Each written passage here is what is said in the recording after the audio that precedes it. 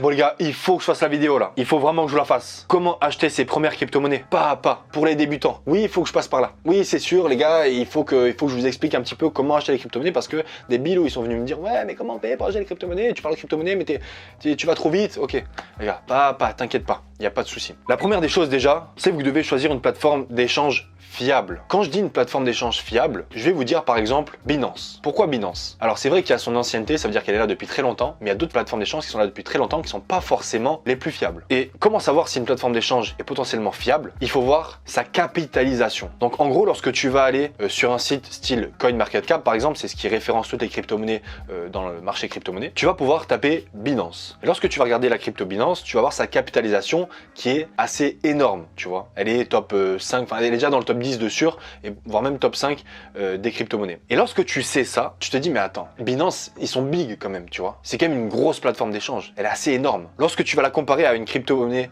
enfin une plateforme d'échange qui est très peu capitalisée, forcément tu vas te dire que bah, si jamais il y a un problème, si jamais il y a une couille, si jamais il y a, je sais pas, un problème, je sais pas, un hack, une quelconque faillite ou trop comme ça, enfin un problème d'argent, forcément Binance, ils auront plus les moyens de rembourser les clients ou de trouver une solution que la pauvre plateforme d'échange à côté qui a pas d'argent, tu vois, ou qui est très peu capitalisée. C'est pour ça que les gars, il faut trouver une plateforme d'échange fiable. Donc Binance par exemple. Évidemment, une plateforme d'échange aussi qui est, on va dire, suivie. C'est-à-dire, par exemple, Cristiano Ronaldo, il a déjà fait la promotion de Binance, etc. Donc, c'est un plus, tu vois, c'est du bonus. Ça rassure les gens, etc. Et c'est normal. Par exemple, l'UFC qui est sponsorisé par Crypto.com. Ça met en confiance, tu vois, c'est sûr. Il faut également regarder, par exemple, les crypto-monnaies, parce que chaque plateforme d'échange a normalement une crypto-monnaie qui lui est un peu liée. Par exemple, le BGB. Le BGB, c'est une crypto-monnaie de la plateforme d'échange BitGet. Et BitGet, tu vois que c'est une plateforme d'échange qui fait que monter en capitalisation, tu vois, qui fait que progresser. Et là, forcément, c'est encore plus rassurant. Parce qu'il y a énormément d'argent qui rentre. Et plus il y a d'argent qui rentre, plus la crypto-monnaie, du coup, va évoluer, plus la plateforme d'échange va grossir, et plus ça va prendre des parts de marché au secteur des plateformes d'échange. Et ça, c'est très très bien, tu vois. Parce que c'est vraiment une plateforme d'échange qui est en train de monter en flèche. Et ça prouve que, c'est une bonne plateforme d'échange qui est assez fiable. Vous devez faire vraiment attention lorsque vous faites vos premiers pas dans les plateformes d'échange et que vous achetez des crypto-monnaies. Vous choisissez Binance. La deuxième étape, c'est quoi? Très simple. Tu vas créer un compte et vérifier ton identité. Vous pouvez du coup mettre un mot de passe qui est assez compliqué, d'accord? Notez tout bien sur une feuille, les gars. Sur une feuille en papier. Pas sur ton ordi, sur tes notes et tout, en photo. Non, non, non. Sur une feuille en papier. Et je vois déjà les bilous qui vont me dire ouais, mais si ma maison elle brûle. Frérot, sur une feuille en papier. D'accord? Au pire, tu mets 2 feuilles de papier, t'en en mets une, je sais pas, chez ta mère et une chez toi, par exemple, mais au moins, ou chez ton ami, ou non, pas chez ton ami. Il faut vraiment prendre en compte que c'est très important, parce qu'on sait jamais, les gars. S'il y a un hack, si ton ordi ou quoi, il se fait pirater ou quoi, c'est de l'électronique, les gars. Le mec, il a accès à tout, boum, si t'as tout sur tes notes, le mec, un jour, il a accès à ton ordi, c'est fini. Toutes tes cryptos, elles sont envolées. Mais après, on va reparler un petit peu de la sécurité par rapport à tes comptes. Mais voilà, en tout cas, feuille de papier, les gars, il n'y a aucun problème, tu caches ça bien comme il faut, y a personne qui va le voir. Donc voilà, tu crées ton compte, et ensuite, tu sécurise ton compte. Donc tu mets la double authentification, tu mets le Face ID, ensuite tu mets la vérification SMS, enfin bref, tu mets toutes les sécurités possibles. Comme ça, si le mec un jour il veut s'envoyer des crypto-monnaies, il a accès à ton compte, il veut s'envoyer des crypto-monnaies, il pourra pas parce qu'il a pas ta gueule, il a pas ton numéro de téléphone, etc. Enfin, il connaît pas, il a pas ton SMS. Enfin, même s'il connaît ton numéro, il est pas sur ton téléphone ou quoi. Donc ce n'est pas possible, d'accord? C'est pourquoi il faut vraiment faire toutes ces vérifications et toute cette sécurisation, d'accord? Au moins, il y a personne qui touche à ton compte, c'est à toi, il n'y a pas de problème. Évidemment, pour sécuriser un maximum en plus, tu essaies de diversifier sur les différentes plateformes. Tu te mets par exemple sur Binance et en plus sur BitGet par exemple. C'est 2 plateformes différentes, mais au moins tu en as 2. Tu en sais jamais, c'est toujours bien. Une fois que le compte est vérifié, etc., tu vas pouvoir ajouter un moyen de paiement. Et donc, ajouter un moyen de paiement, c'est simple. Tu as juste à scanner ta carte de crédit ou alors tu fais par virement, tout simplement. Les gars, il n'y a pas plus simple que ça. Tu as juste à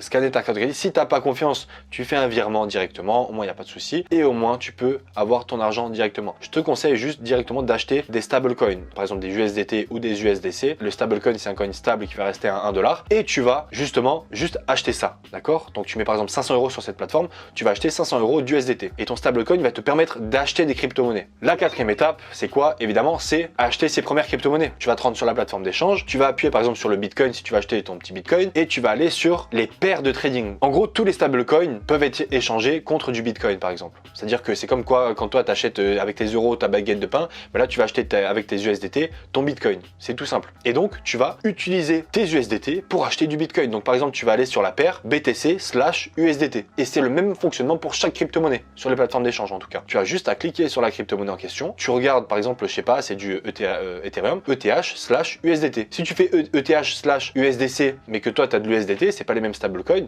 bah, tu pourras pas en acheter. C'est logique. C'est comme si tu voulais acheter en France ta baguette de pain avec des dollars. C'est pas possible. Une fois que tu as tes crypto-monnaies, tu vas pouvoir, si tu le souhaites, transférer tes fonds, par exemple, la moitié sur BitGet, parce que tu n'as pas envie d'avoir tout sur Binance, donc tu envoies sur BitGet, sur l'autre plateforme d'échange. Qu'est-ce que tu vas faire à ce moment-là? Tu vas aller sur tes bitcoins et tu vas cliquer sur retirer. Une fois que tu es sur retirer, il y a marqué le réseau de transaction, l'adresse en question et le montant en question. Toi, qu'est-ce que tu vas faire? Tu vas aller sur BitGet et tu vas appuyer sur déposer. Donc tu vas aller sur Bitcoin et tu vas appuyer sur déposer. C'est comme si en fait tu allais sur ta banque à toi et que tu sélectionnais ton IBAN et que tu l'envoyais à ton collègue. Sauf que là tu l'envoies à toi-même parce que c'est comme si tu avais plusieurs banques, tu vois, et que tu voulais te faire un virement à toi-même. Tu vas prendre par exemple ton IBAN, donc ton réseau de transaction, par exemple le réseau de transaction TRC20, donc TRX, tu vas obtenir une adresse, tu vas copier cette adresse et la coller sur Binance, là où tu as appuyé sur retirer. Dans Binance, tu vas appuyer sur retirer tes bitcoins, tu vas coller l'adresse, le réseau de transaction, on ne te trompe pas, tu vas mettre TRX, donc TRC20, et ensuite tu vas mettre le montant que tu veux retirer. Et après, tu fais confirmer, et donc après, il y a des petites vérifications. Une fois que c'est fait, tu reçois tes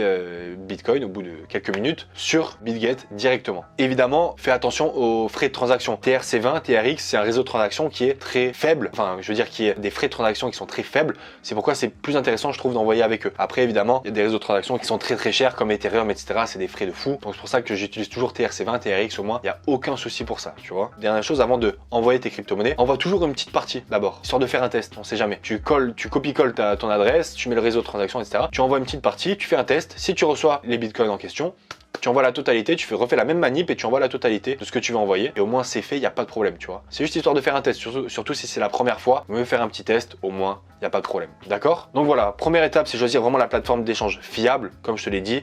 Très très important, vraiment avec beaucoup d'argent, etc., beaucoup de trésorerie, c'est très très important, beaucoup de capitalisation. Deuxième étape, tu crées ton compte, tu le sécurises et tu le vérifies avec ton identité. Justificatif de domicile avec carte d'identité, etc. Oui, c'est vrai, mais c'est comme ça, il faut le vérifier, il faut vérifier que tu es vraiment un humain, pas un bot. Et tu le sécurises évidemment. Troisième étape, tu ajoutes un moyen de paiement, virement bancaire ou carte de crédit. Quatrième étape, tu achètes tes crypto-monnaies, tout simplement avec tes USDT que tu as, donc tac tac, tu vas choisir BTC, etc. Donc tu achètes, tu vends quoi. Et cinquième étape, tu vas pouvoir transférer tes fonds si tu le souhaites, évidemment. Après, tu peux le garder sur Binance ou sur d'autres plateformes d'échange sur lesquelles tu veux. Au moins, tu peux savoir comment transférer tes fonds. Au moins, si jamais tu as d'autres crypto-monnaies, tu as d'autres trucs, tu veux faire des changements et tout, tu peux transférer tout ça, d'accord? Donc voilà les gars, c'était les 5 étapes pour acheter des crypto-monnaies de manière sécurisée, fiable, etc. Étape par étape, il n'y a aucun problème. Si vous voulez en savoir plus sur comment s'organiser, comment acheter les bonnes crypto-monnaies, performer pendant le bull run et tout, il y a le Patreon qui est là les gars, on s'appelle 1 heure par mois, il n'y a aucun problème. Moi je vous accompagne là-dedans, il n'y a aucun souci les gars, on parle de tout ça, on parle de vos cryptos, on parle de tout. Si vous voulez justement poser des questions par mail, etc. de manière régulière, il y a les questions par mail aussi sur le Patreon. N'hésitez pas aussi à liker, commenter, partager, à vous abonner, activer la cloche pour recevoir les notifications chaque fois que je sors une vidéo, à me suivre sur TikTok, Instagram, c'est là-bas que je poste les shorts très très souvent en ce moment et je réponds de temps en temps aux messages et tout, il n'y a pas de problème les gars, je suis là aussi. Ok les gars, allez à plus.